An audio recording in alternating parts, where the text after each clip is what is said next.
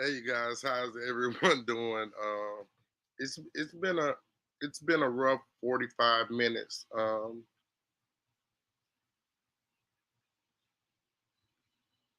But I'm back like I never left. Um, Sometimes things just don't go the way you envision it in your mind, and that's okay. That's quite okay.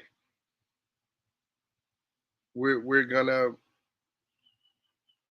figure this out and just live to fight another day. So, without further ado, we're gonna go on with the scheduled pre-record. Uh, hey, let's see how it works, man.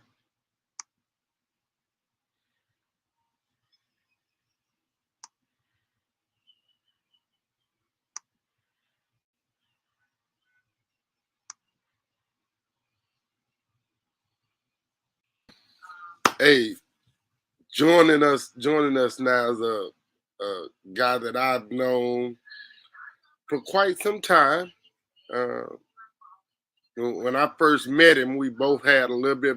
No, I did. I ain't have no hair when we first met. I was I was as bald then as I am now. But he's been a constant since I met him at Dutchtown High School. Always has had a smile on his face. Always have enjoyed what he does. And I didn't really know this, but when we first met, he was a basketball guy with girls basketball at Dutchtown. I think I didn't even learn about him being a part of volleyball until about 4 years ago, maybe.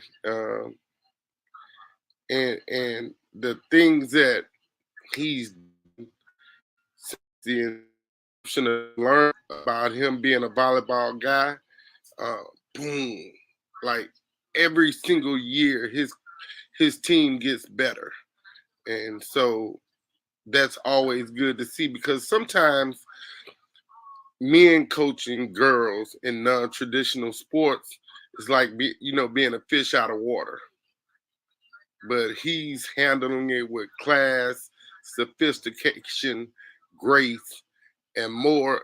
And most importantly, he definitely have the respect of his peers as being a high IQ volleyball coach at the high school level. He's doing it in droves. He's helping to produce D1 athletes. Man, he's done a lot in the game. Prep News family, please, please, please. Uh, first timer. Y'all know I love first timers. Uh, my guy, man, Patrick Ricks. Hey, how What's you up? doing? How Welcome, you doing? welcome. Man, great day, man. Great day. I'm, I'm, I really am excited about you being here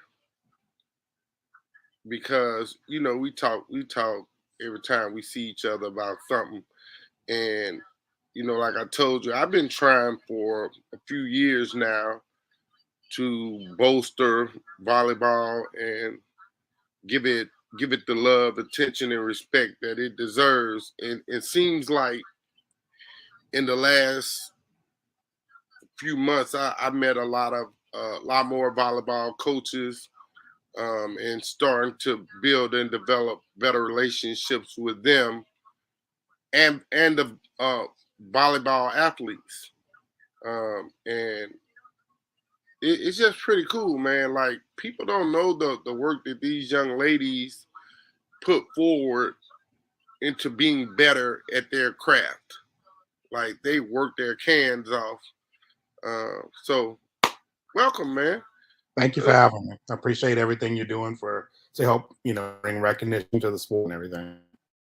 Yeah, it's great, man. I absolutely love volleyball. I'm a volleyball dad too, so that means that you got to work extra harder to know the rules and regulations of the game. So, hey, Yes. let's get started, man. Tell us about Patrick Ricks. Oh my goodness. Well, Dutchtown is home. I grew up in Dutchtown, like right down the road from Dutchtown High School. So, I mean, literally less than a mile down the road Oh, on the man. other side of Highway 74. So You're an it's AP home. kid? Hmm? You're an AP kid? I'm an AP kid. Yeah. Wow. Yeah. Man, I didn't know that. The things you learn. Yeah, AP kid, went to Dutchtown Middle School and went to Santa Ma at the Eastern Central for a little while and then graduated from Santa Ma. And then Oh, oh, I look. I'm gonna have Coach Oliver on Wednesday. I mean tomorrow, so I better not do that today.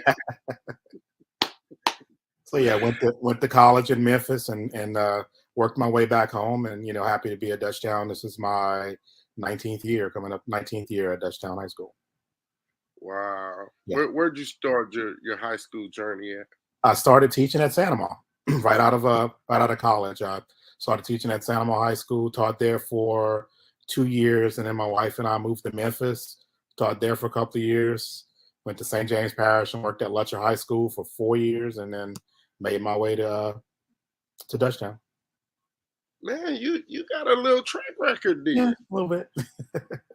I didn't I see in this why things like this are good because you learn so much more about the people that you're around in this game, and you learn a lot about their history, and like a lot of people don't know the tradition and history of pride that St. James Parish and Lutcher is. Like Lutcher is a really proud city Yes, it in is. a really proud town, Definitely. and if people don't know, like Saint Amant, it's the same thing, man. Especially in every facet of the game at Saint Amant, people they take their education serious. They take their athletics serious. If it says Saint Amant, they take their Future Farmers of America serious. Yes, definitely. And I'm not playing yeah, though, man. yeah. Whenever they meet, and for the football and for whatever sport, they meet in the middle and they say "Gator Pride," and they literally mean that. There's pride in everything that they do there, and we tried to build that at Dutchtown too. It's still a relatively new school, and so you're trying to get kids to buy into, this is your home, this is something you need to take pride in, and it's getting there. But when you look at those other places like being at Lutcher and being at Santa Ma, you definitely see the difference. Right, right. You you that's time the school that opened in 2000, Yeah. and 22 years going on this 23rd year. Like you said, that isn't a long time, and they've done a lot in that little time comparing to East Ascension 1966. Saint Amant, I think it's 1970, 78, 79, or 80. Yeah, Was somewhere when, around there. yeah, when they opened. And so that's time versus 22 years with Dutchtown, or versus 6 years at a Southside high school that's only been Yeah. open 6 years. Hmm. What all sports have you been a part of? Um, Geez, a little bit of everything. Coached when I first started. I coached football and girls basketball at Santa Ma, freshman football at Santa Ma, and then when I went to Memphis, I coached girls basketball, football, and baseball. And then at Lutcher, geez, we like did it all at Lutcher. It was I was at the junior high to start out with, and at a junior high you got to get your hands in everything. I mean, I did Yeah. softball, baseball. I was a math teacher, PE teacher, you name it. Did a little bit of everything there. And then since I've been at Dutchtown, I've coached girls basketball and volleyball, and now I'm doing tennis and coach softball too. So I've kind of been involved in everything. I think this is probably more of a two-part, really personal question, and I'm going to try to give it to you as best I can. How did you know being a teacher and a coach was what you were supposed to be doing, along with the fact that your love of high school athletics, where'd that come from? Uh, Probably when I was in high school at Santa I got to be close with Nancy French, who was the girls basketball coach at the time at Santa High School, along with Denise Graves was her assistant.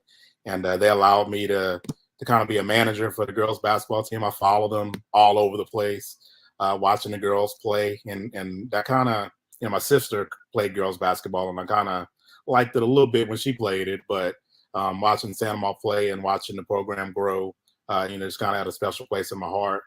And then I went to college, and I knew I wanted to be a teacher, but I didn't really think I wanted to coach.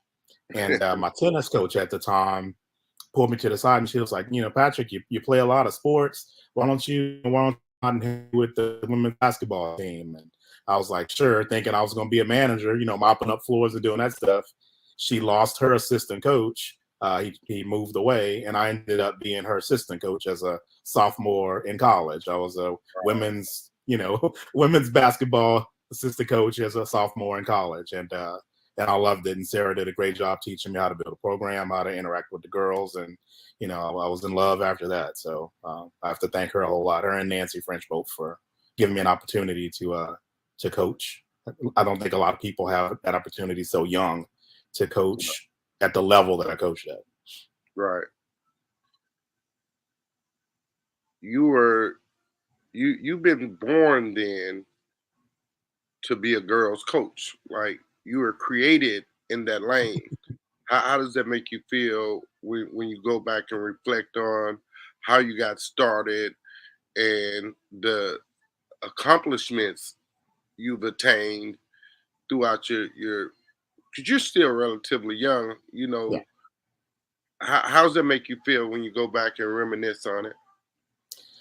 I really try not to a whole lot to reminisce because there's so much more to do. To be honest with you, like you said, I'm 48 years old, so I've got got a little bit of time left, to get some work done. But I'm really proud. I've met an incredible amount of wonderful female athletes, girls that have gone on to be doctors and lawyers, and work in industry, and it's just been really great to see their development, off the court. Because to me, that's the most important part. The wins and the losses are great, but when a kid comes back and visits you at school, shoots you a text message or whatever the case is, that's the best part. Is knowing they remember you, and that they're using some of the things that you taught them in their real life. So that's been the best part. Out of all the sports you've coached as a high school coach only, which one do you feel has brought you the most joy from a perspective of being able to motivate and move kids to get them to feel more better and complete about themselves as young athletes? Definitely volleyball. And I would not have thought that, when I got to Dutchtown, and 10 years into being at Dutchtown, I still thought I was a basketball guy coaching volleyball. But somewhere down the line, I became a volleyball guy, and I love the sport. I love how the sport brings the kids together. How you can't succeed as a middle, without having your setter and without having your passer. It's just I love how everything works together with the sport. Right, right. Definitely. When I talked to one of your girls, probably a couple of weeks ago, I mentioned to her how I like the choreography Mhm. in which the defense side of the ball and moves and rotates with the flow of the ball and the intent in which they think it's gonna come. You know, it's like the underwater aquatic swimmers who Yeah. do everything in concert. Like that's how beautiful volleyball defense looks when done right. What's where'd you get your principles and philosophies from that created your love for volleyball that helped you become the coach you are today?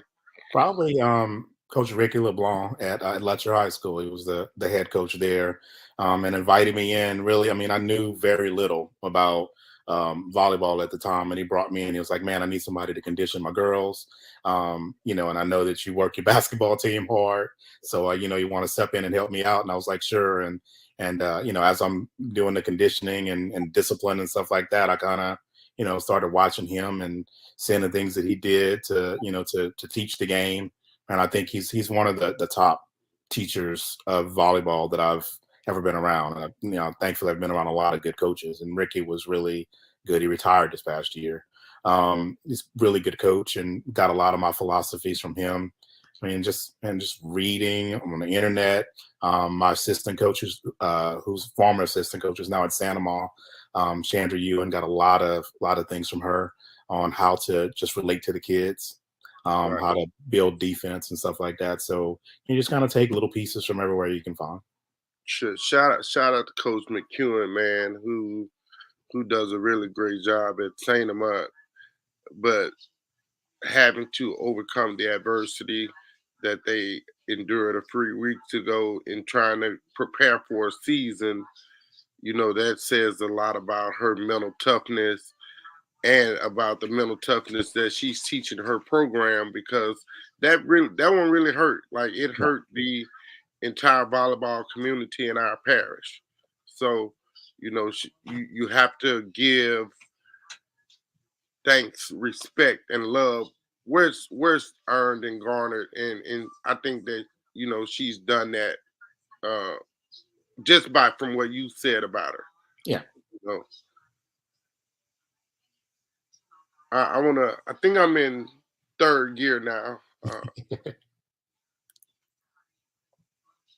and so we gotta like change directions a little bit. I guess I Mhm. like to think of interviews as taking a long ride on the two-lane highway, Mhm.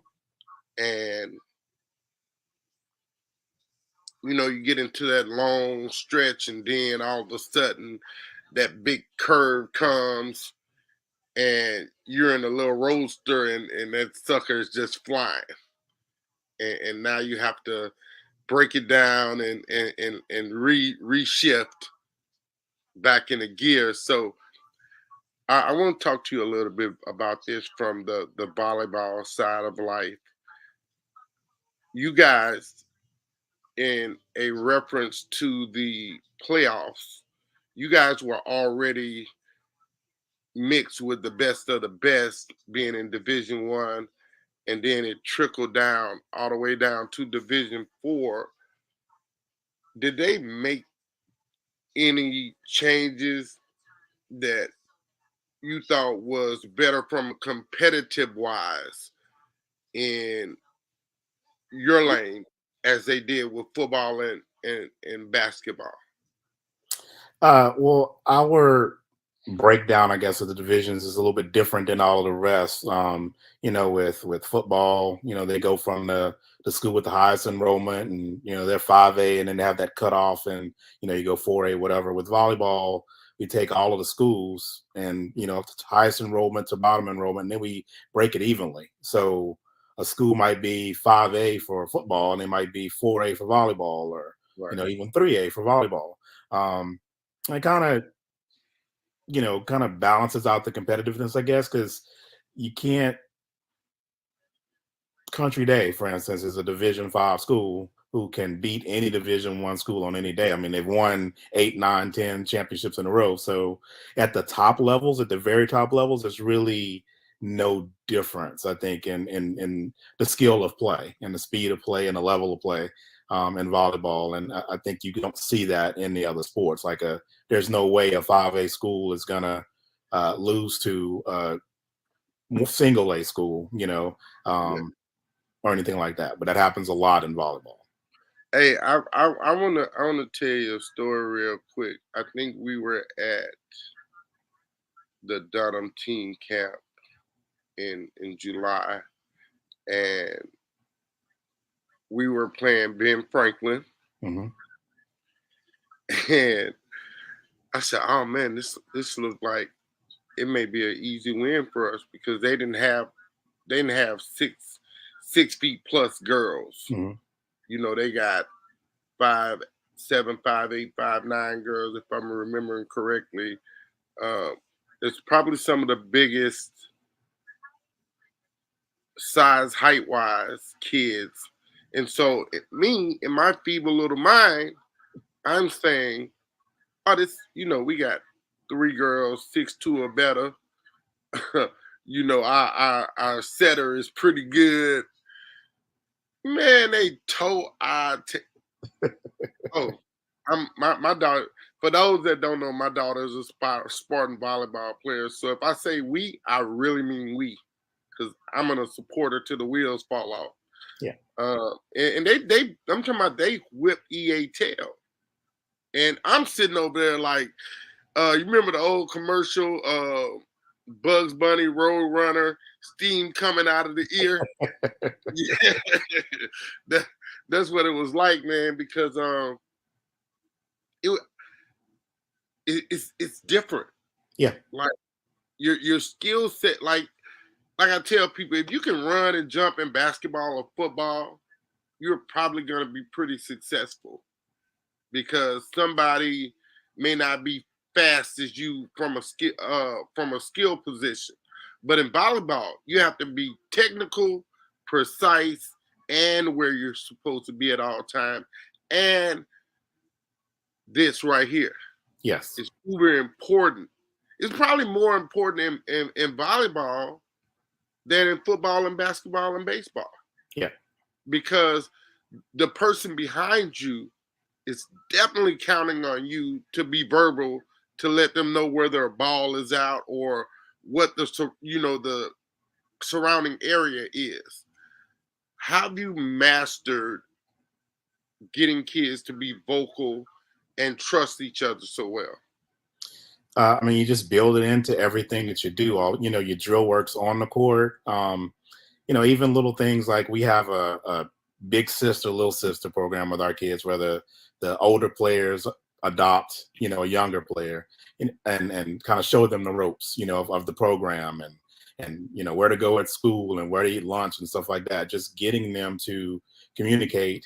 It's key, like you said. I mean, there's so many things in volleyball, but that they have to communicate about. Like, is the defense, lined up cross court? Are they down the line? Can we hit in the seam?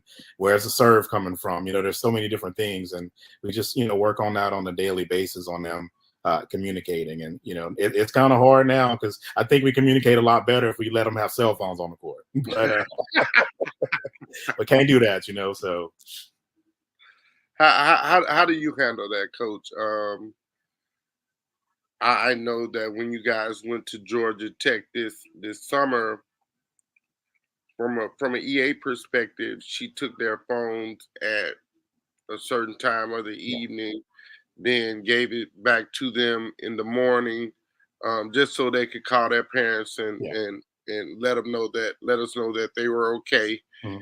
And then at some point, maybe an hour later, they had to give the phones back up before they left to go to Georgia Tech to compete.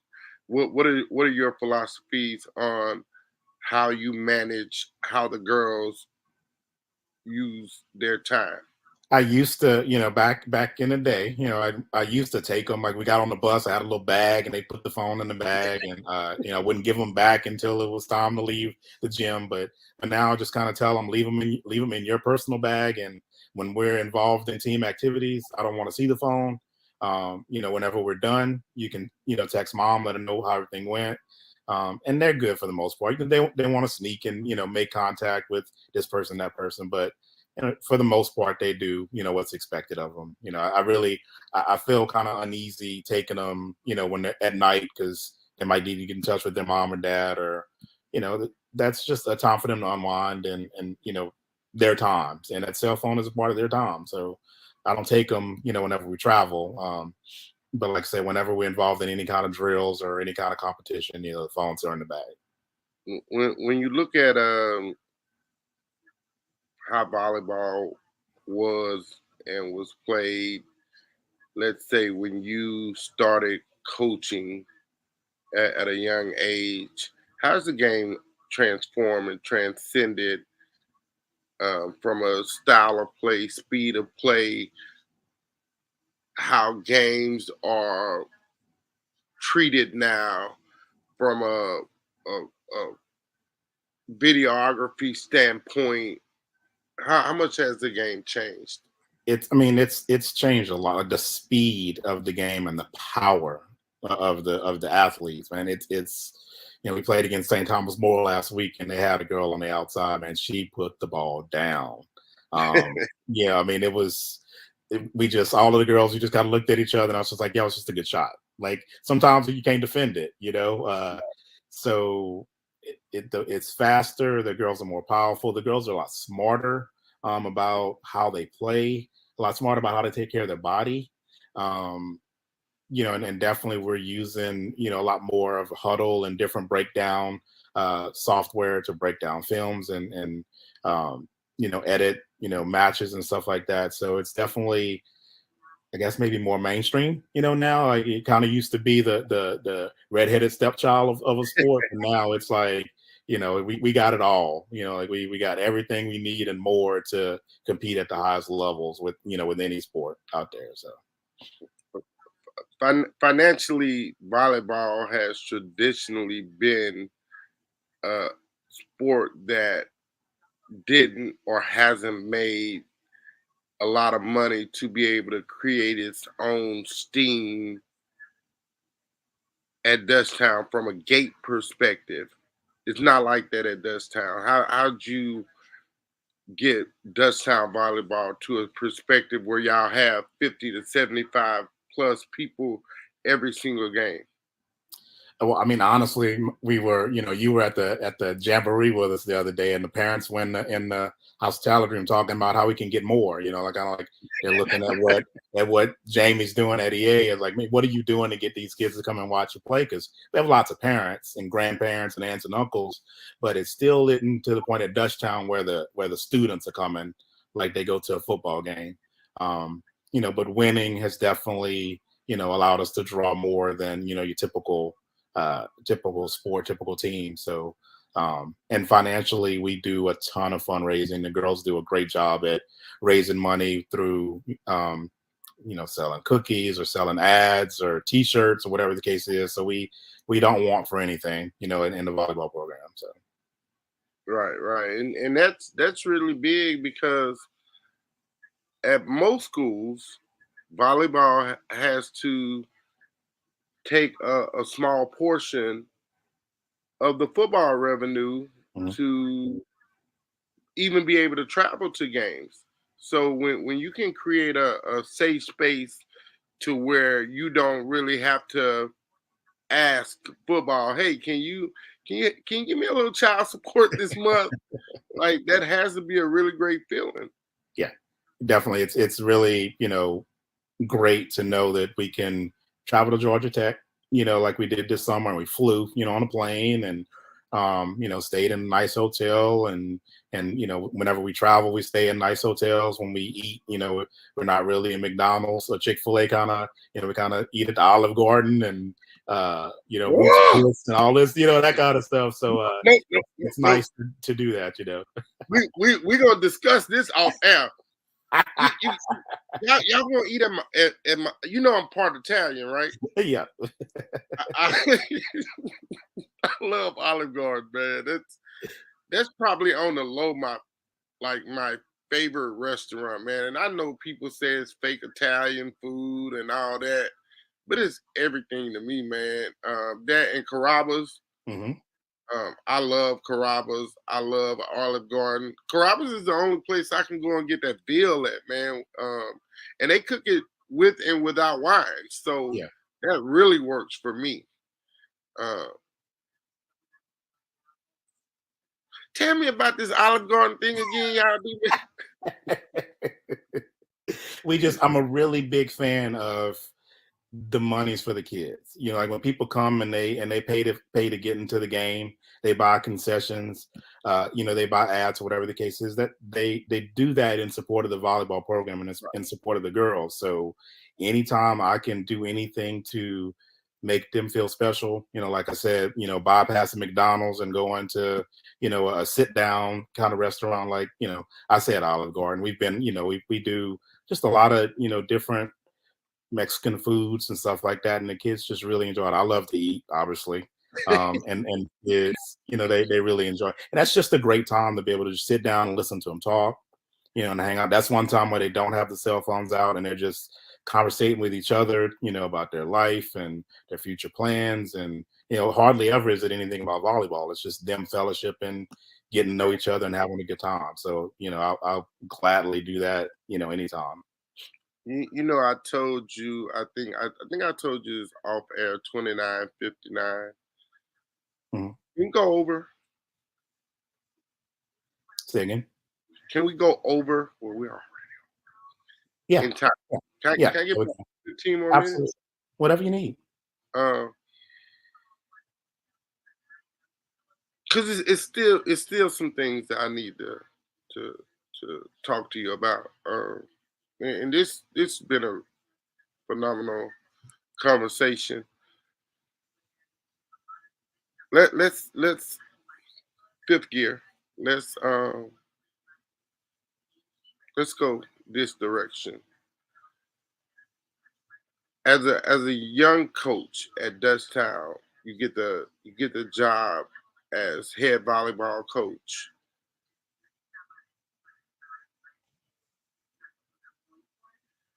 You are thinking player development. Uh, how do I get kids better? But what? How'd you learn how to schedule games for volleyball? And you obviously have done a great job building relationships with different coaches, and I know that by your freshman JV tournament and the coaches and teams from the locations that the schools are that came to Geismar, Louisiana. The never at one point was the gym not packed, Hmm. and so that means that you have to have great relationships. But from a scheduling standpoint, how do you bolster up your ability to play tougher schedules, create more avenues to generate revenue from a tournament or team camp type scenario? I think a lot of it starts with our Volleyball Coaches Association. We have meetings annually, semi-annually, and we get together and talk and kind of that's the place where you do a lot of your scheduling. Hey coach, I got an opening on October 1st. You want to play, whatever the case is, and as you're scheduling, you're talking to coaches, and you kind of sharing your story and what they're doing in the summer and everything like that, and you kind of start building relationships. And mainly when we play teams, it's a lot of it is, I have a friendship or a connection with a coach at St. Michael or Country Day or whatever the case is, and like, hey man, let's get together and play. And that's really how it works. And most of the time, those teams are good, are quality teams that we can play. And you always want to look out for for PowerPoints. I mean, everything is that everything is about the points. So you want to play quality opponents that you want to beat them, but even if you happen to lose, you're still going to get the benefit of having played against them versus a team that's not at the level that you want to get to. So um and that's kind of how we've done it. And we've been geez, like the last 5 or 6 years we finished the season going to the playoffs, top four, top five, top six. So I don't know if I'm doing it perfectly, but I think we're doing a good job of scheduling, and the girls are doing a good job performing against the teams that we do play. So, Right, right. When and you last year was crazy. I don't know what I was thinking last year. We played every defending state champion and 4 out of the 5 semifinalists. Finalists last year on our schedule. I don't know what I was thinking. no, you were thinking you wanted your kids to be better through Yeah. competitiveness, and I salute you for that, because that's not about winning right now. That's about winning 3, 4, 5 years down the road and building a super competitive model of excellence from your girls, because now girls have to say, shoot, so I got to get better, man. We playing St. Joe, or we playing LCA or STM, or we got to play EA and Saint up, and they're gonna Hmm. smash our head in if we aren't working on skill development, uh, technique, IQ. Like it's just a lot of coercion that goes on in the game of volleyball. That's very necessary. Yeah. The process of getting girls to their next level.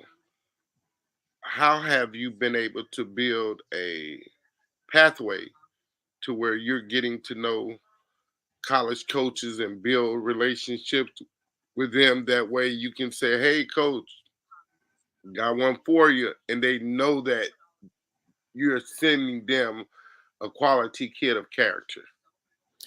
To be completely honest with you, a lot of those relationships, the kids are building themselves. Like, because the college coaches, they're in season whenever we're in season, so we don't get to talk to them, don't get to see them as much as we would like to, and so they're going to club tournaments and talking to the kids at club tournaments, talking to the kids club coaches.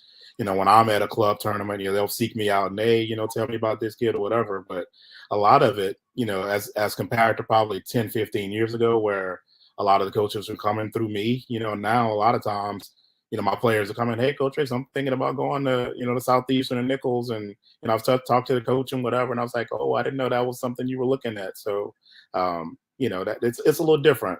I honestly, I wish that I was a little bit more involved, but our kids are mature and they're getting guided. Their parents are great guiding them. And, a lot of the clubs have directors of recruiting and stuff like that to get them in touch with with who they need to be in touch with to go to the next level. And we've been blessed at Dutchtown to have, a bunch of D1 kids over the last 4 or 5 years to go play.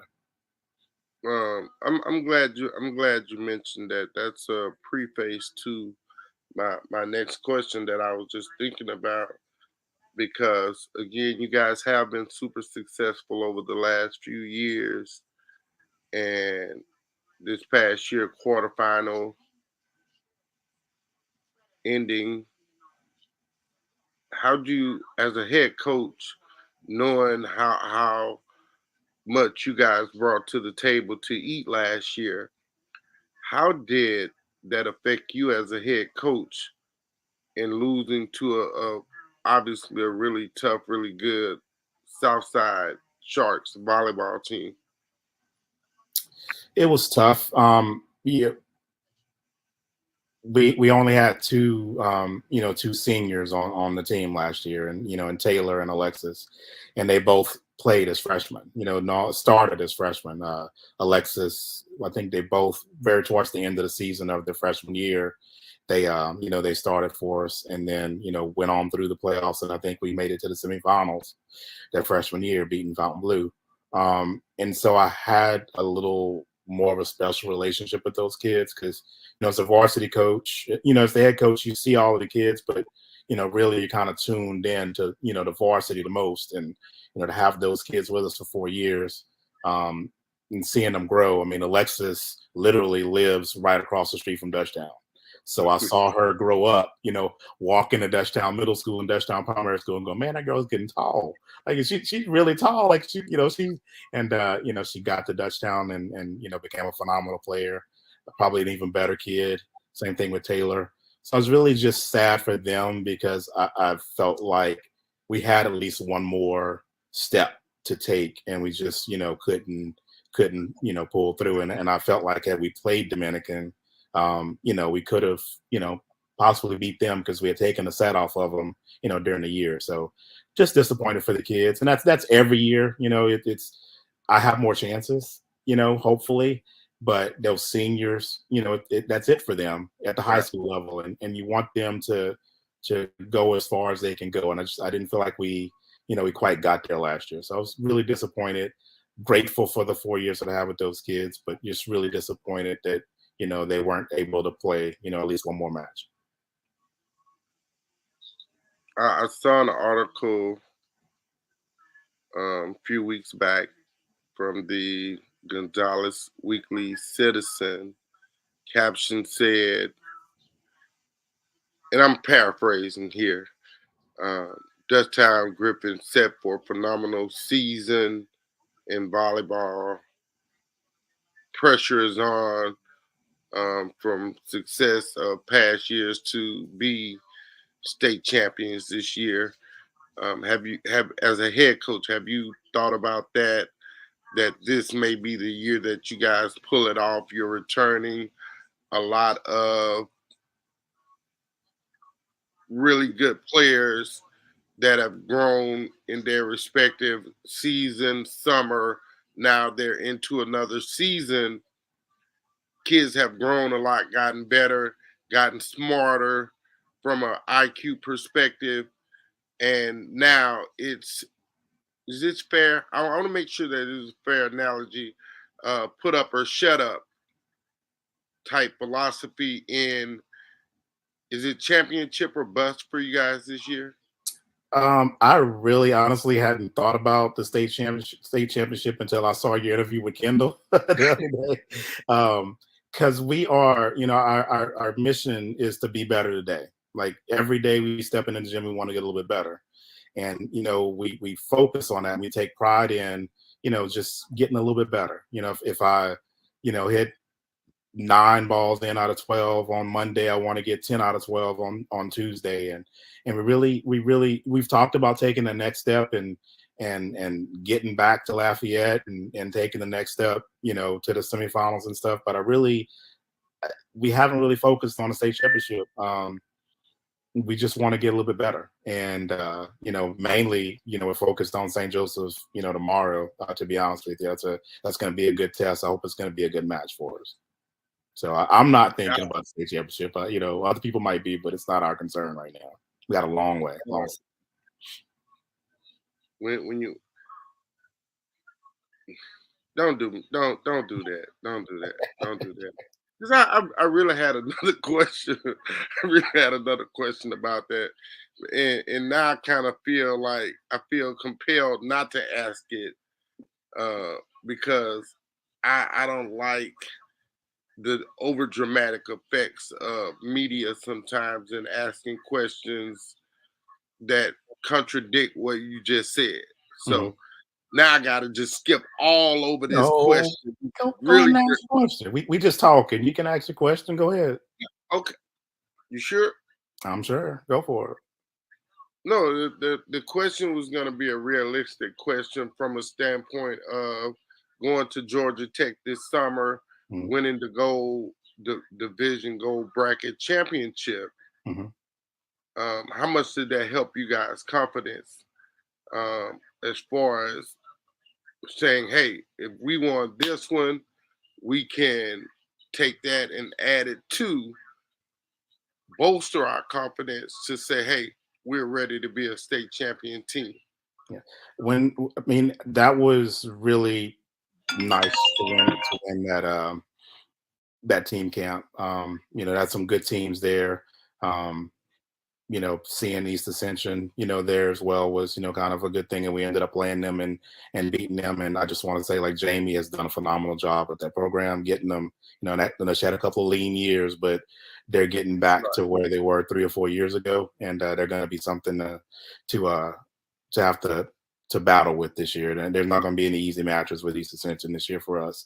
Um, but I kind of honestly Don't be just don't. buttering me up, Coach. Don't be trying to butter me up, No, man, man. I have the utmost respect for Jamie. Like whenever we're at district meetings deciding on all district team and coach of the year and stuff, I'm like, Jamie, like literally, you're the coach of the year. She's like, no, Patrick, you won district this past year. And I was like, Jamie, with what you did with what you had, this past season was phenomenal. Like she just does a great job, and the amount of Yeah. respect that those kids have for her, and the growth that you can see, in those kids from the beginning of the season to the end of the season. I just have a great deal of respect for her and the program and I'm cheering for Ascension Parish, all the time, except for when we play, teams from Ascension Parish. So I really want, EA to do well, and I want Santa Mar to do well, except for the 2 times we play them every year. So Right.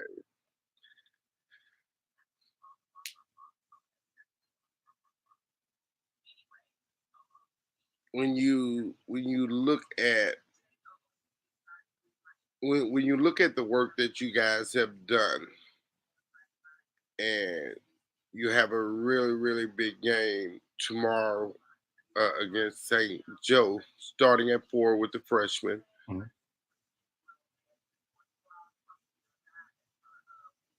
How do you see the season with the start of the first game being such a big one?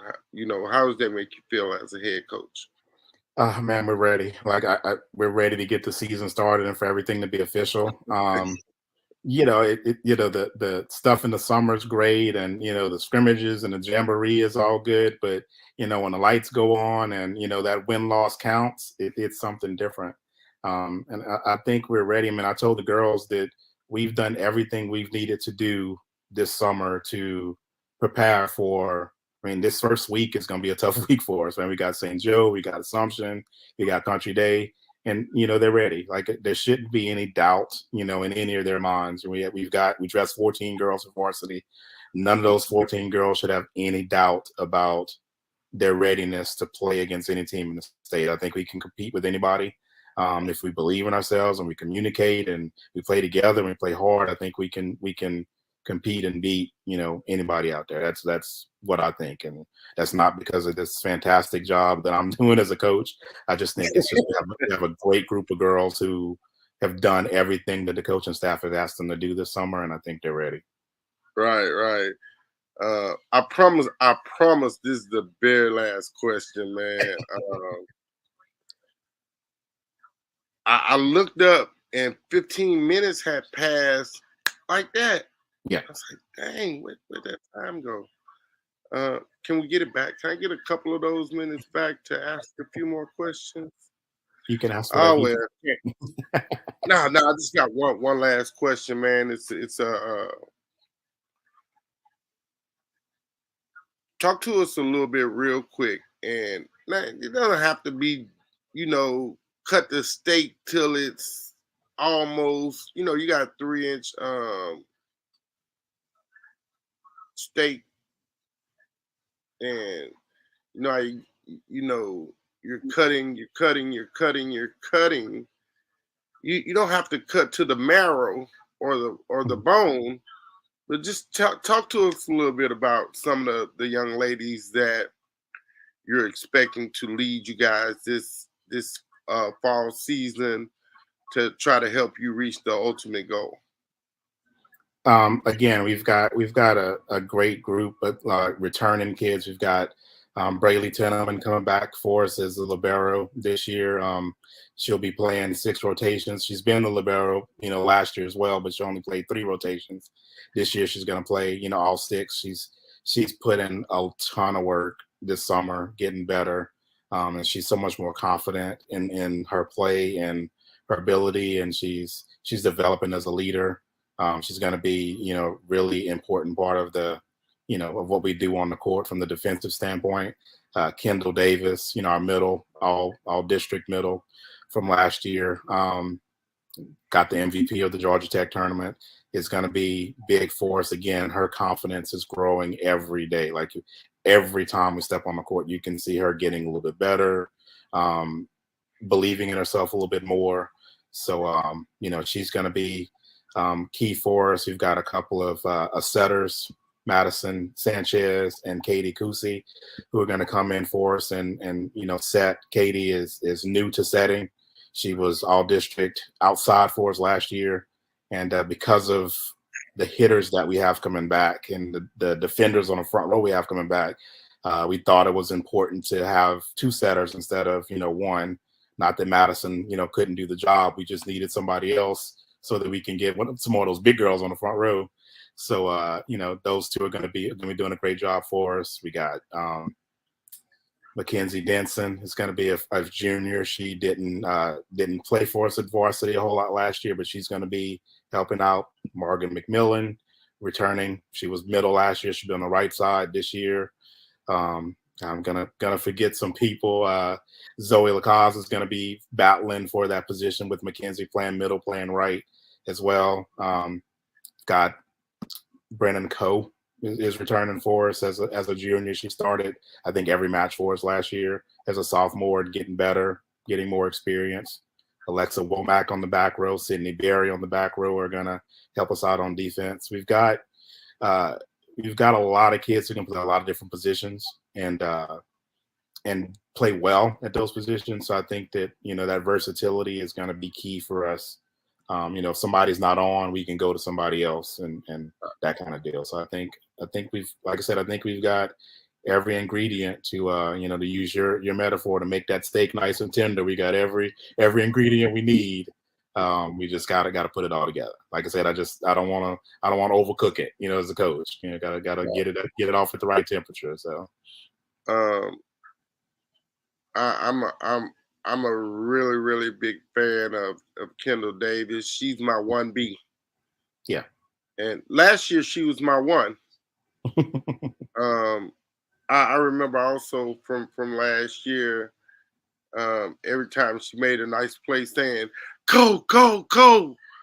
Like I really like watching Cole play last year. I thought she did a really great job, and just being engaged in the game as a young player. Like the attention to detail that you have to have as a young volleyballer playing at the varsity level, because the game of volleyball from this site, it's a game of strength and IQ.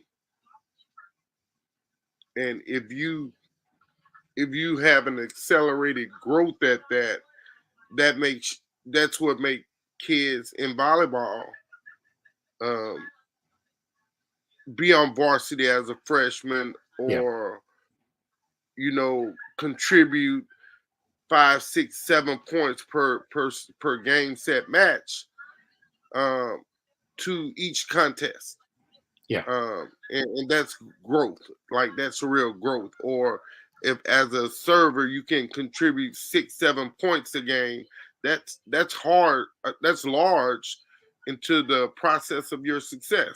So again, man, tomorrow I cannot wait.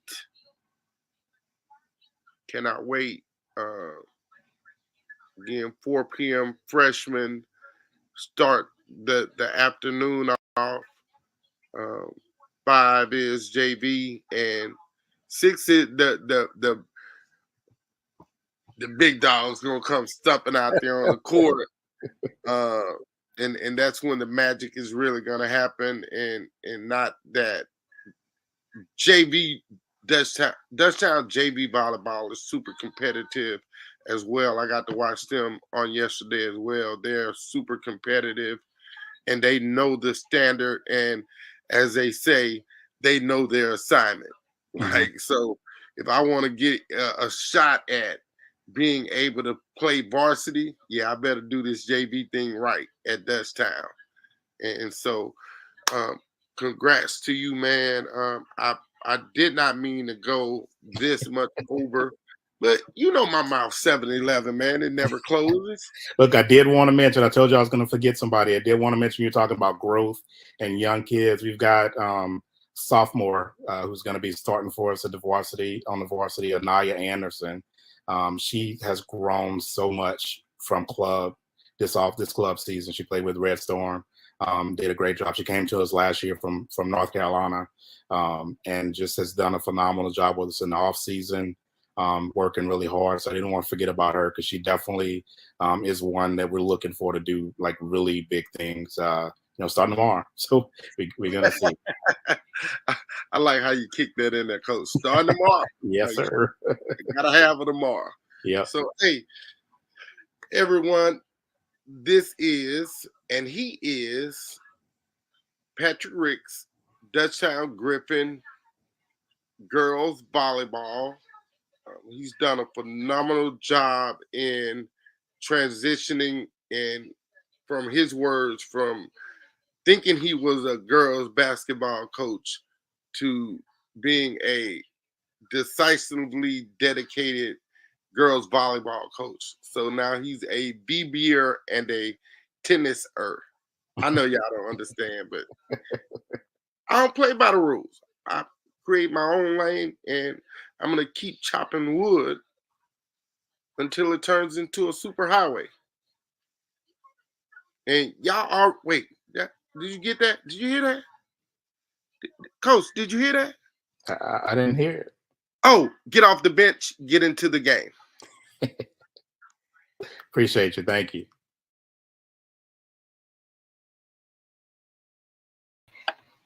Oh wow, what a wonderful conversation with Dutchtown Griffins volleyball coach Patrick Ricks. Again, they are in action today at St. Joe's Academy, Baton Rouge, Louisiana. You want to, especially if you're a volleyball fan, today starts the volleyball season here in the state of Louisiana. If you're a volleyball fan, it's no place you'd rather be this afternoon by 6 than at St. Joe's. That's going to be phenomenal. That's going to be wonderful. That's going to be fantastic. And I got to borrow this one from a guy back in Monroe, Louisiana. May God rest his soul. When we were little kids and in the gym, he'd and someone made a good play, he'd always say, "Ah, yeah." And hey, that's how we're gonna close the show today, man. We apologize for not being able to give you the show as it was intended, and we'll have to find a way to get Coach Oliver, Coach David Oliver from Saint Amant Gators football in Saint Amant, Louisiana, back on, and Coach Eddie J. Hamilton, Airline Bikes B-ball. Um, try to find a way to see if his schedule can reopen up. We're gonna bring him in to talk about his new platform, the Coaches Sanctuary. Wonderful job he's doing in building the Coaches Sanctuary. Check it out on Facebook, Instagram, Twitter, TikTok. Eddie J. Hamilton, the Coaches Sanctuary. Again, I love you guys. Thank you for all the wonderful love and support that you give. And, huh? What? You said say it. Okay. Remember, get off the bench, get into the game.